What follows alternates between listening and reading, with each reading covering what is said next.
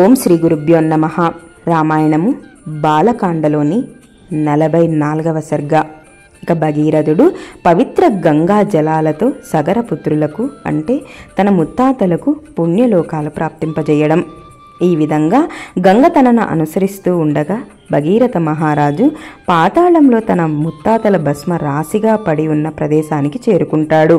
గంగా జలాలు ఆ భస్మ రాశిని ముంచెత్తడంతో సృష్టికర్త అయిన బ్రహ్మ ప్రత్యక్షమై ఆ మహారాజుతో ఇలా అంటాడు: ఓ నరేంద్ర, మహాత్ముడైన సగరుడి 60,000 మంది కుమారులు ప్రేతాత్మలుగా విముక్తులయ్యారు. వెంటనే వారు దేవతల్లాగా స్వర్గానికి చేరారు.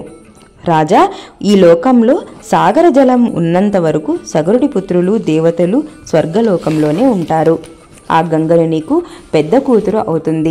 నీ సాహస కార్య ఫలితంగా నీ పేరుతో గంగా భాగీరథి అని స్వర్గ మధ్య పాతాళ లోకాల్లో 3 పథాలలో ప్రవహించడం వలన త్రిపద అని పేరుకెక్కుతుంది. నీ తాత ముత్తాతలందరూ తర్పణాలను విడిచి నీ ప్రతిజ్ఞను పవిత్ర గంగాజలాలతో తర్పణాలను సమర్పించి సగరపుత్రులని తరింపచేశావు అని నీ ప్రతిజ్ఞని కూడా నిలబెట్టుకున్నావు. భగీరథ మహారాజా, నీ వంశాలలో నీకు పూర్వుడును మహా తేజస్వి ధార్మికులలోనే ప్రముఖుడు అయిన సగర చక్రవర్తికి ఈ కోరిక నెరవేరలేదు. అలాగే ఈ లోకంలో నిరుపమాన పరాక్రమశాలి అయిన అంశుమంతుడికి కూడా ఈ కోరిక నెరవేరలేదు. నేను గంగను ప్రార్థించి తీసుకువచ్చాను అని చేసిన ప్రతిజ్ఞ కూడా నెరవేరలేదు. ఇంకా రాజర్షి అయి సద్గుణ సంపన్నుడు మహర్షి వలె దివ్య తేజస్వి అయి తపస్సులోనే నాతో సమానుడివై క్షత్రియ ధర్మానికి నిష్ట కలవాడివైన మిక్కిలి బల పరాక్రమశాలి అయిన నీ తండ్రి అయిన దిలీపుడికి కూడా ఈ భాగ్యం దక్కలేదు. గంగను తీసుకొని రావడానికి ఎంతో ప్రయత్నించాడైనా కానీ ఆ కార్యాన్ని నెరవేర్చలేకపోయాడు. ఆ ప్రతిజ్ఞ నీ వలన నెరవేరింది. ఈ ఘన కార్యాన్ని సాధించిన నీవు ఈ లోకంలో తిరుగులేని యశస్సును సంపాదించావు. ఈ గంగావతరణ మహత్కార్య కారణంగా నీవు గొప్ప ధర్మాన్ని ఆచరించి సాటిలేని ప్రతిష్ట పొందావు.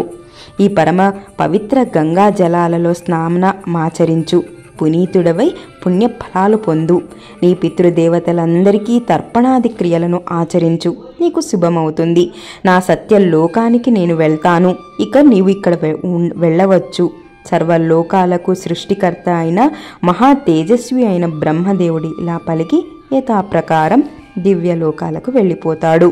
ఇక గొప్ప కీర్తి ప్రతిష్టల కలవాడు రాజర్షి అయిన భగీరథుడు యథాక్రమంగా శాస్త్రోక్తంగా సగర వంశజులందరికీ జలాంజలాన్ని సమర్పిస్తాడు.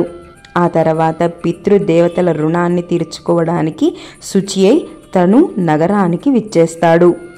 ఓ రఘునందన, ఆ తర్వాత భగీరథుడు సర్వ సంపదలతో తులతూగుతూ తన రాజ్యాన్ని పరిపాలిస్తాడు. ఓ రాఘవ, ఈ మహారాజు పరిపాలనలో ప్రజలందరూ ఏమాత్రము శోక సంతాపాలు ఎరుగక కొల్లలుగా ఆరోగ్య భాగ్యాలతో సంతుష్టులవుతారు. ఈ పవిత్ర గంగా అవతరణ వృత్తాంతాన్ని విపులంగా వివరించాను. నీకు శుభ పరంపర ప్రాప్తిస్తుంది. సంధ్యాకాలం మించిపోతున్నది. బ్రాహ్మణులు క్షత్రియులు మొదలైన వారందరూ పవిత్ర గాథను వివరించినచో వారి జీవితం మలుపు ధన్యమవుతుంది. వారికి యశస్సు కూడా ప్రాప్తిస్తుంది. ఆయువు పెరుగుతుంది. పుత్రులు కలుగుతారు. తర్వాత స్వర్గ ప్రాప్తి చేకూరుతుంది. వారి పితృదేవతలు దేవతలు ప్రసన్నులవుతారు. శుభకరమైన ఈ గంగావతరణ గాథను ఏకాగ్రతతో విన్నవారు కోరికలన్నీ తీరుతాయి. వారి పాపాలు నశిస్తాయి. ఆయువు వృద్ధి చెందుతుంది. కీర్తి ప్రతిష్టలు ఇముడతాయి అని అంటాడు విశ్వామిత్ర మహర్షి. వాల్మీకి మహర్షి విరచితమై ఆది కావ్యమైన శ్రీమద్ రామాయణమునందలి బాలకాండనందు 44వ సర్గ సమాప్తము. స్వస్తి. ఇది అండి రామాయణంలోని 44వ సర్గ గురించి. నెక్స్ట్ వీడియోలో 45వ సర్గ గురించి తెలుసుకుందాం. ఈ వీడియో కనుక మీకు నచ్చితే లైక్ చేయండి, షేర్ చేయండి. సునీత యజ్ఞమూర్తి వ్లాగ్ని సబ్స్క్రైబ్ చేసుకోవడం మాత్రం మర్చిపోవద్దు. అలాగే మీ విలువైన సజెషన్స్ని క్రింద కామెంట్స్ రూపంలో తెలియజేయండి. Thank you.